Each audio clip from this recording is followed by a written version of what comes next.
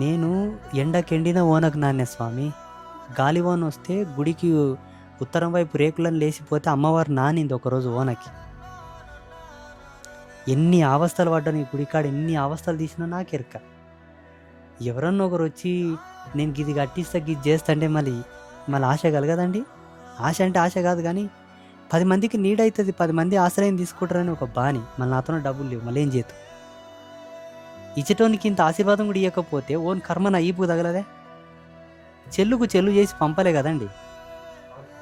గది ధర్మంతో నిలబడుతుందన్న సూక్తిని అనుసరించి వాళ్ళని ఆశీర్వాదం చేస్తాం కానీ ఆయన ఇచ్చిన డబ్బులను కాదు, ఆయన ఇచ్చిన కట్టల్ని కాదు. ఇంకా తెగించి చెప్పాల్సి వస్తే ఇంకా అట్లా కూడా నాకేం మాన మర్యాదలు లేవు, అట్లా కూడా ఒప్పుకుంటా. డబ్బులు ఇచ్చేటోళ్ళని చూస్తా, చూస్తా. చూడు తెగిస్తే ఇలా కూడా తెగిస్తుంది, మళ్ళీ ఏం చేయమండి?